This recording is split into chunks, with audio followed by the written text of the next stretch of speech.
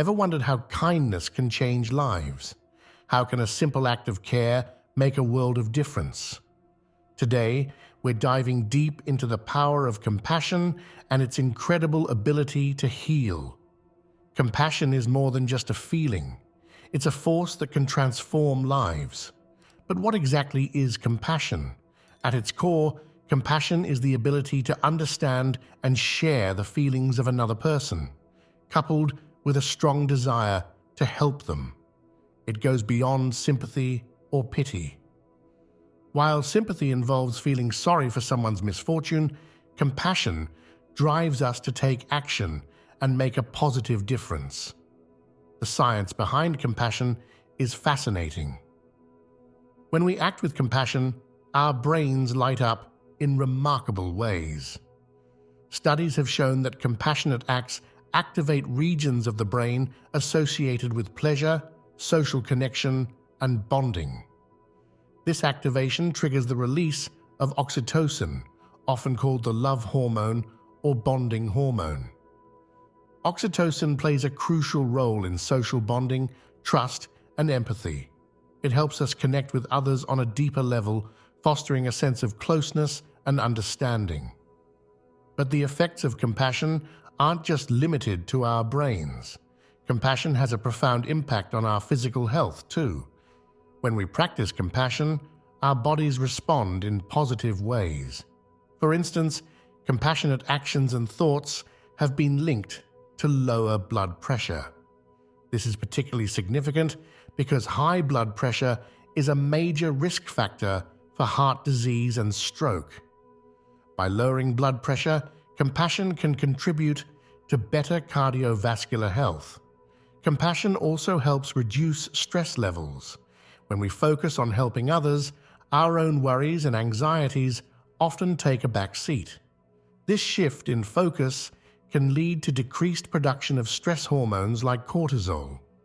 Lower stress levels not only make us feel better emotionally, but also have numerous physical health benefits, including improved sleep, better digestion, and reduced risk of chronic diseases. Another surprising benefit of compassion is its effect on our immune system. Research has shown that people who practice compassion regularly tend to have stronger immune responses. This means their bodies are better equipped to fight off infections and diseases. It's as if compassion creates a protective shield around our health, boosting our body's natural defenses.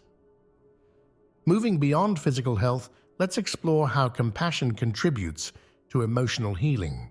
When we approach others with compassion, we create safe spaces for them to express themselves and heal. Compassion allows us to listen without judgment, to offer support without conditions. This kind of environment is crucial for emotional healing. When people feel safe and supported, they're more likely to open up about their struggles and pain. This openness is often the first step towards healing. By providing a compassionate ear and a supportive presence, we can help others process their emotions and work through their challenges. Compassion also builds trust and connection. When someone knows that you genuinely care about their well-being, it creates a bond. This connection can be incredibly healing, especially for those who feel isolated or misunderstood. The simple act of showing compassion can remind someone that they're not alone in their struggles, that there are people who care and want to help. In healthcare settings, the power of compassion becomes even more evident. Numerous studies have shown that patients who receive compassionate care tend to have better outcomes. They recover faster, experience less pain, and report higher satisfaction with their treatment. This isn't just about making patients feel good. It has tangible effects on their health and recovery. For healthcare workers, practicing compassion can be a powerful tool against burnout. While it might seem counterintuitive, as caring for others can be emotionally draining, compassion actually helps protect against burnout. When healthcare providers approach their work with genuine compassion, they often find more meaning and satisfaction in what they do. This sense of purpose can help them navigate the challenges of their profession without becoming overwhelmed or detached. But to effectively show compassion to others, we must first learn to be compassionate towards ourselves. Self-compassion is the foundation for all other forms of compassion. It involves treating ourselves with the same kindness and understanding that we would offer to a good friend. When we're compassionate towards ourselves, we're better equipped to extend that compassion to others. Practicing self-compassion isn't always easy, especially in a world that often emphasizes self-criticism and perfectionism. But there are simple techniques we can use to develop self-compassion. One approach is to pay attention to our inner dialogue. When we notice negative self-talk, we can pause and ask ourselves, would I speak this way to a friend? If the answer is no, it's a sign that we need to adjust our self-talk to be more compassionate. Another technique is to practice mindfulness. By staying present and aware of our thoughts and feelings without judgment, we can cultivate a more compassionate relationship with ourselves. This doesn't mean ignoring our flaws or mistakes, but rather approaching them with kindness and understanding. As we develop self-compassion, we become better prepared to show compassion in our daily lives. Compassion in daily life doesn't always require grand gestures. Often, it's the small acts that make the biggest difference. A kind word to a stressed coworker, a patient ear for a friend going through a tough time, or even a smile to a stranger on the street. These small acts of compassion can ripple out and create positive change. To incorporate more compassion into our daily lives, we can start by being more aware of the people around us. Often, opportunities to show compassion are right in front of us, but we miss them because we're caught up in our own thoughts or tasks. By staying present and attentive, we can spot these opportunities more easily. We can also make a conscious effort to put ourselves in others' shoes. When we encounter someone who seems angry, frustrated, or upset, instead of reacting negatively, we can pause and consider what might be causing their behavior. This shift in perspective often opens the door to compassion. However, showing compassion isn't always easy. There can be barriers that make it challenging to respond with kindness and understanding. One common barrier is judgment. When we judge others, we create distance between us and them, making it harder to connect and show compassion. Overcoming this barrier requires us to recognize our judgments and consciously set them aside. Another barrier can be our own biases and prejudices. We all have them, often formed unconsciously through our upbringing and experiences. These biases can prevent us from showing compassion to certain individuals or groups. Recognizing and challenging these biases is an important step in becoming more compassionate. For those who work in caring professions or regularly support others, compassion fatigue can be a significant barrier. This occurs when the emotional demands of caring for others become overwhelming, leading to burnout and a decreased ability to empathize. Managing compassion fatigue involves setting healthy boundaries, practicing self-care, and recognizing when we need to step back and recharge. To create a more compassionate world, it's crucial that we teach compassion to others, starting with children. Children are naturally inclined towards kindness and empathy, but these qualities need to be nurtured and reinforced. By modeling compassionate behavior and praising acts of kindness, we can help children develop strong, compassionate instincts.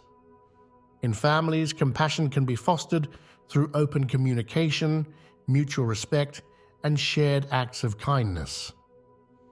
When children grow up in an environment where compassion is valued and practiced, they're more likely to carry those values into adulthood.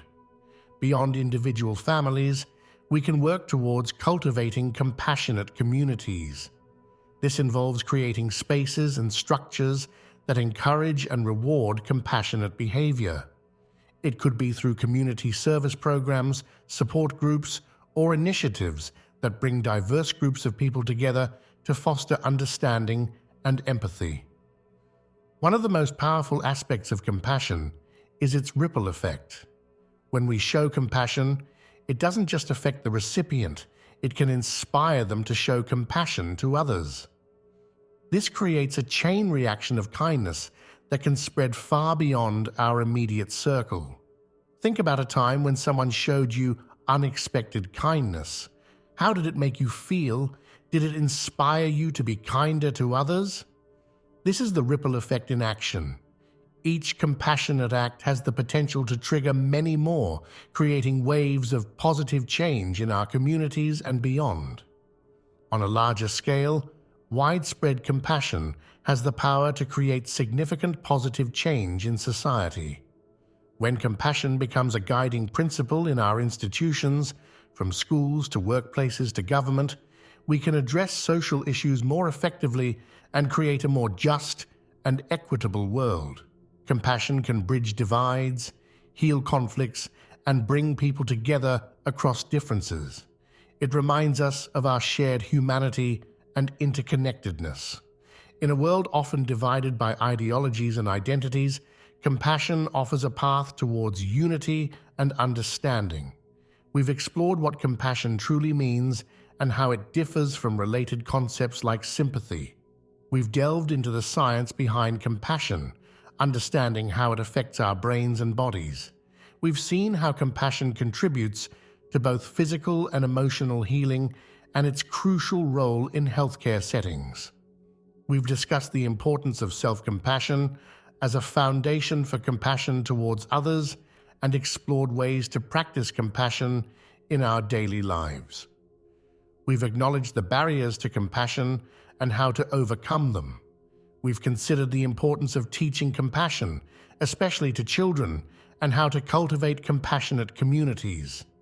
Finally, we've reflected on the ripple effect of compassion and its potential to create positive change on a societal level. Now, as you finish watching this video, we invite you to reflect on your own relationship with compassion. How can you incorporate more compassion into your life? What small act of kindness could you perform today? Remember, every compassionate act, no matter how small, has the potential to make a significant difference. Compassion is a skill that can be developed and strengthened over time. Like any skill, it requires practice and patience. But the rewards for ourselves, for those around us, and for our wider communities are immeasurable. So how will you use compassion to heal? How will you contribute to creating a more compassionate world? The power to make a difference lies within each of us. Let's harness the healing power of compassion and create positive change, one kind act at a time. As we end this video, we encourage you to take a moment to practice compassion right now. It could be towards yourself, acknowledging your efforts and growth. It could be towards someone in your life who might be struggling, or it could be a general wish for the well-being of all people. Let this be the start of a more compassionate approach to life. Every journey begins with a single step, and your journey towards greater compassion and healing starts now. What will your first step be? Remember, compassion has the power to heal not just individuals, but entire communities and societies. It's a force that can transform our world, one kind act at a time. And it all begins with you. Thank you for your attention and for being part of this important conversation about compassion and healing. We hope you'll carry these ideas with you and continue to explore the transformative power of compassion in your own life. Until next time, take care, be kind, and let compassion guide your way.